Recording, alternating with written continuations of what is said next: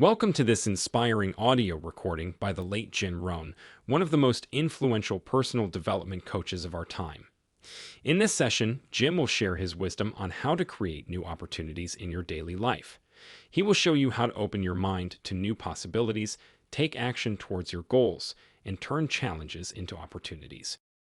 Feel free to also browse our new online store where you will find tons of original artwork and merchandise. The link is in the description. Building your skills to be self-enterprising. To consistently create opportunity. New opportunity. To consistently take advantage of the opportunity that you've created. To be aware. To face life with your eyes and ears open to the possibilities that may be just around the corner.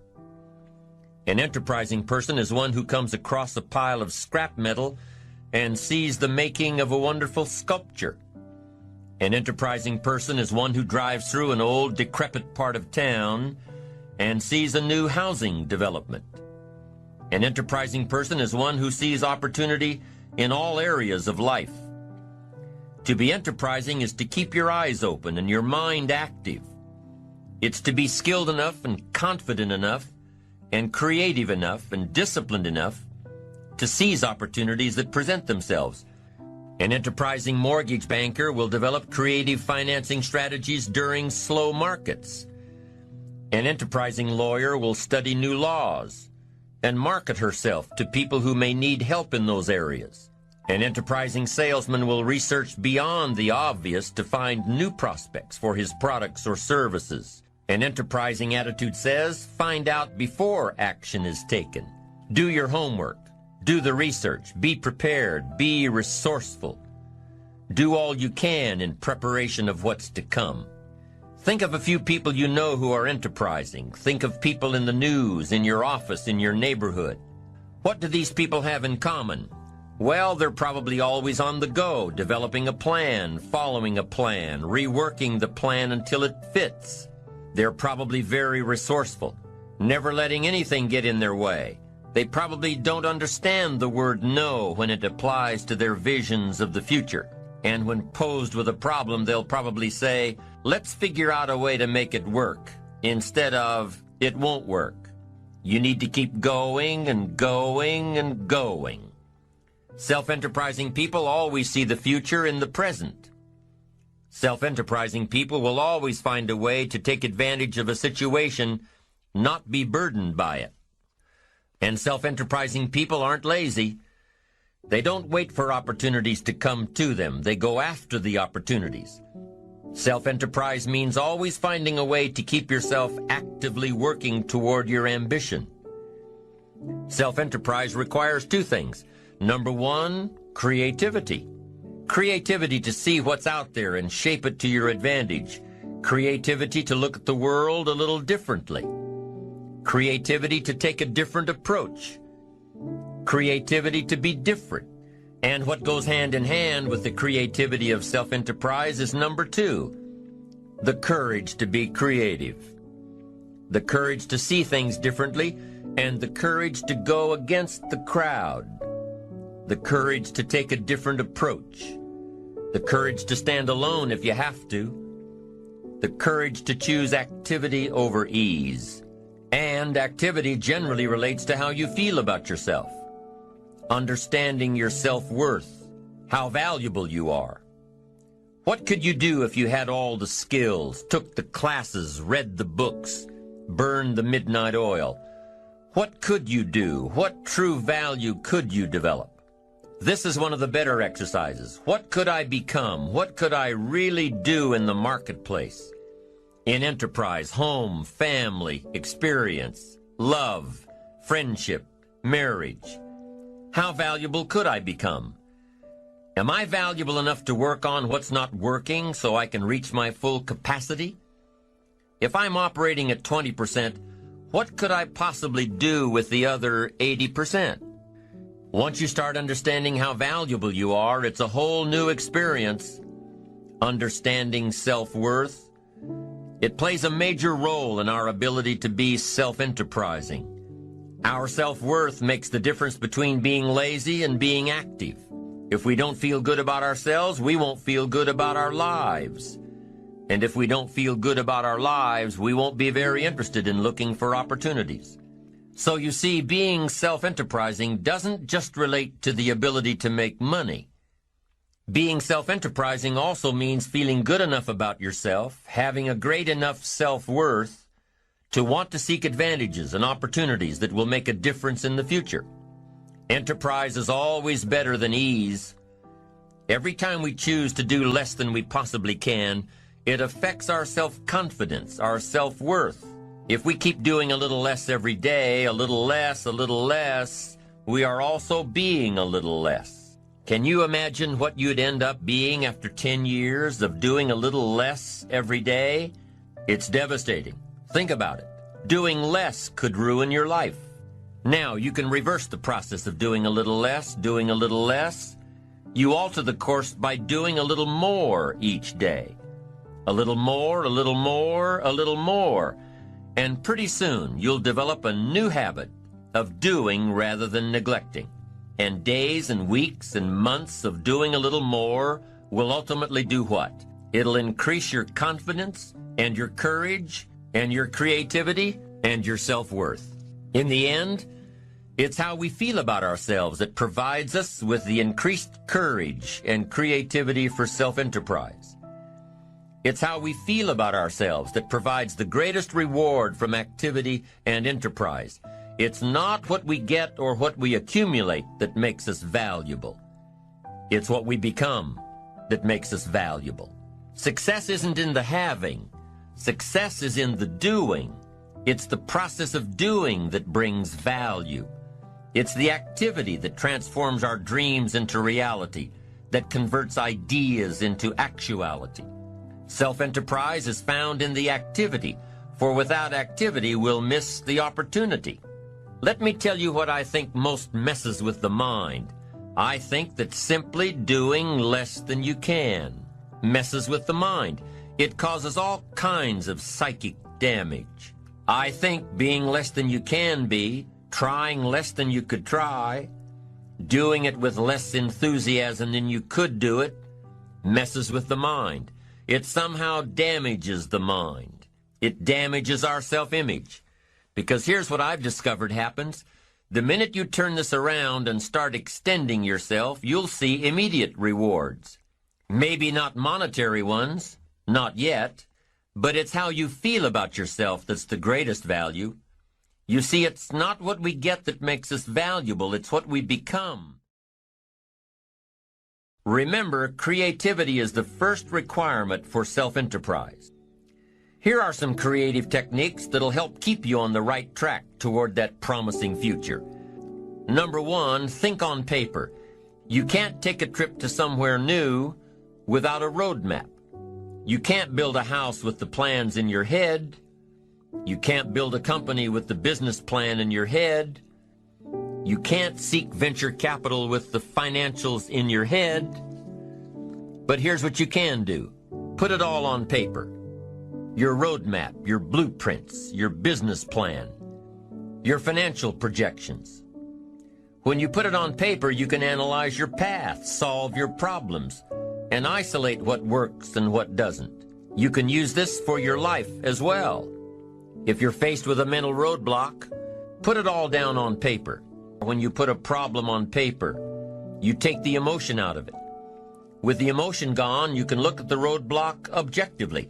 You can figure out what you did right, and you can figure out what you did wrong. You can figure out how to change it. So if you've got a problem, pull it out of your head and put it down on paper. Then ask yourself, what can I do? And if that doesn't work, ask yourself, what can I read? And if after researching all you can, you still can't come up with the answer, ask yourself, who can I find to help me?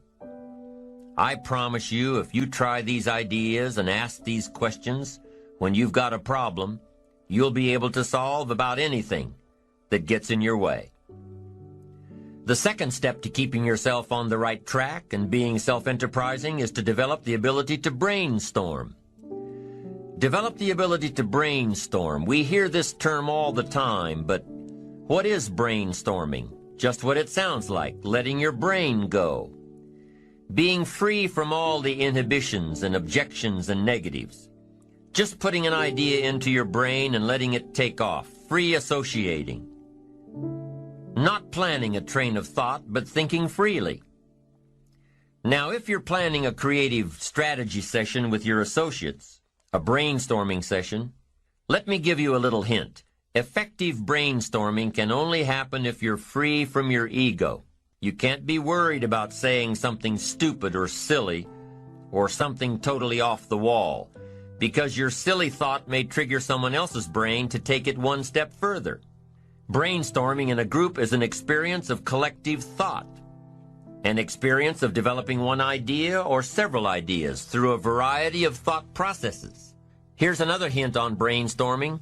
It can't be effective unless everyone involved is comfortable with each other. If you don't feel comfortable within the group, you may withhold the very thought that provides the solution to the problem. You may withhold it because you don't want to appear stupid.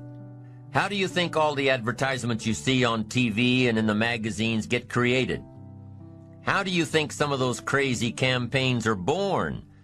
The process happens through hours and hours of creative brainstorming and working papers. Every member of the team jots down notes, and one idea builds on another idea, and another, and pretty soon, a campaign is born out of the collective thoughts of the group. Now, I don't believe that the best decisions are made by committee, but great ideas are often created by committee. That's number 2 to keeping on the track of self-enterprise.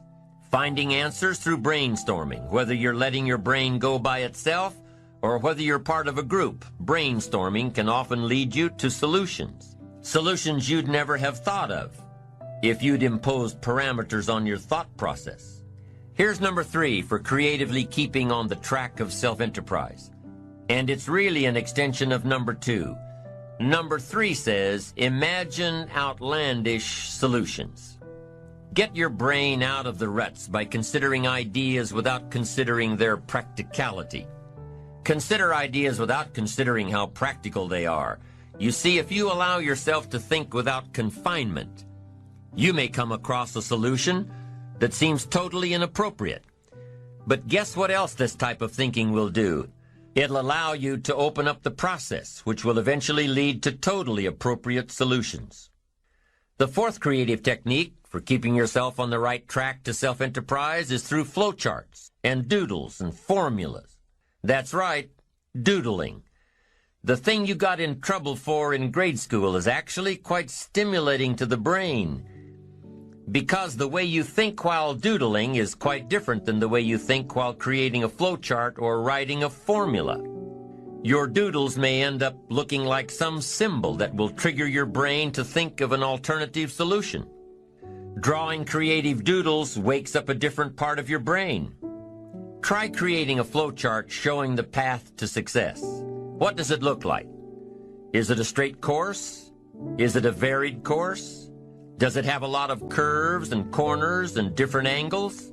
Try creating a flowchart to success. It doesn't matter if it ends up being accurate or not. What matters is that it's stimulating the creative thought process. And once you awaken that creative part of you, you'll be amazed at the opportunities that were always there, ones you never saw before. It's all a matter of how you look at life and opportunities. The 5th method of creatively staying on the self-enterprising track is to access the information highway. With your computer, either your home computer or the one you've got at work, you can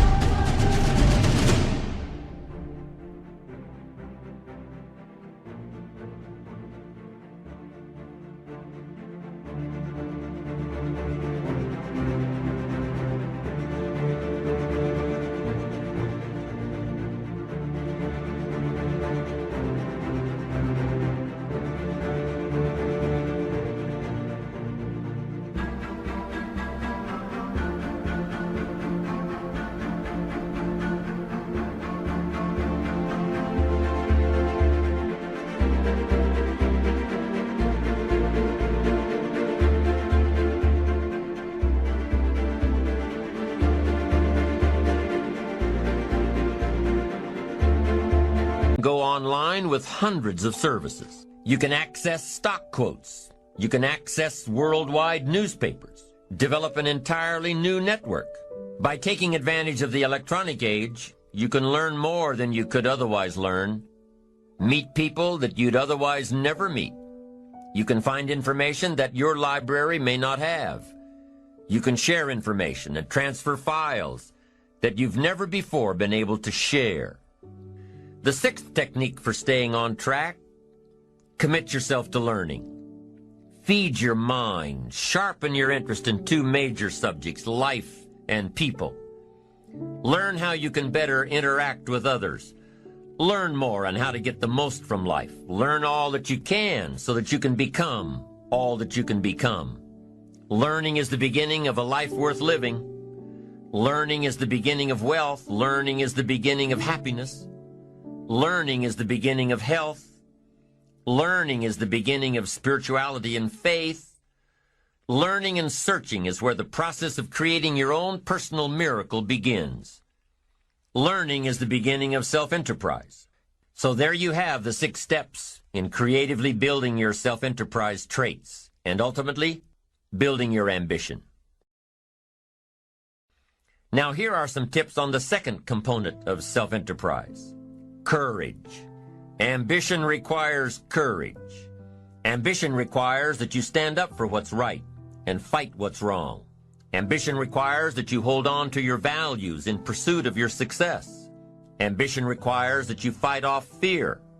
Fear is one of those things, one of those emotions that can stop people dead in their tracks, foregoing success and achievement. Fear can stop people from taking all that life has to offer them. Fear can rear its ugly head in many ways. Remember the old saying, "You have nothing to fear but fear itself." You can be afraid of success. You can be afraid of failure.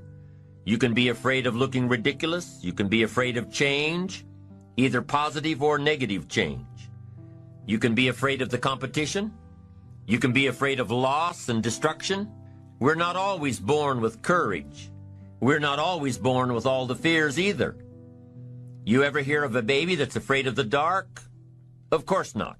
They grew in the dark for 9 months. They should be afraid of the light. But do you ever hear of a 3 or 4-year-old afraid of the dark? All the time. Where'd they learn that fear? Who taught them that the dark outside is any different than the dark inside? Where'd they learn that? Well, probably from their parents who decided they needed a night light on. The kids probably think that they should be afraid of the dark if their parents insist that a light be kept on. And what about other fears in life? Are they learned? Well, maybe. Maybe some of your fears are brought on by your own experiences, by what someone has told you, by what you've read in the papers. Now, some fears are valid, like walking alone in a bad part of town at 2 in the morning. If there isn't fear, there's probably a bit of ignorance. And that type of ignorance can easily be solved by either education or experience. Once you learn to avoid that situation, you won't need to live in fear of it. Fears, even the most basic ones, can totally destroy our ambitions. Fear can destroy fortunes. Fear can destroy relationships. Fear, if left unchecked, can destroy our lives. Fear is an enemy. Here are a few techniques to help build your courage. Number 1, put all remote possibilities out of your mind. Don't worry about things you have.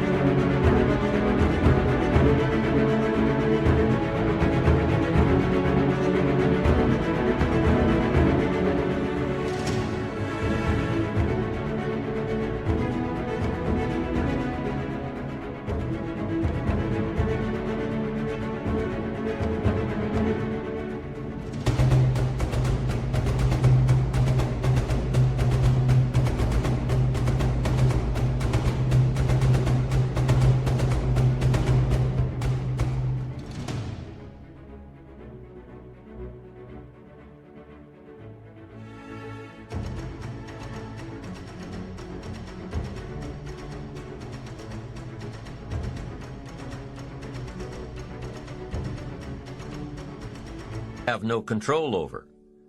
Don't spend your time thinking about all the bad things that might happen to you. Don't spend your time plotting and planning ways to make sure these things will never happen to you. Courageous people don't worry about the unlikely, things out of their control. They concentrate on what they can control. Number 2, face your fears before you start something. Imagine difficult situations before they occur. Make a list of the worst that could happen, and you'll probably see that it's not so bad after all. And if you've looked at the possibilities beforehand, you'll probably never be faced with the situation at all. Why? Because you've already thought about it. You've already thought it through. And by contemplating what might happen, you'll chart your course to make sure that it doesn't.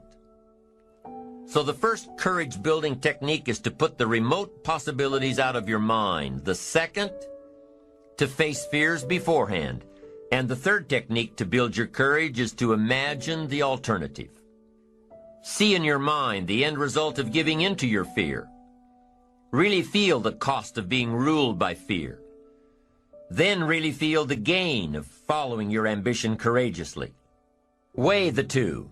See the difference. Once again, it's your choice. Be fueled by your fears or face your fears. It all depends on how you can live with yourself. When you plot out your course for success, you know that there'll be some touchy moments when fear may get the best of you. But remember, if you can see your future ahead of you, if you really want what you're going after in pursuit of what you'll become, if you really have ambition, then you know that true success comes from taking the enterprising route.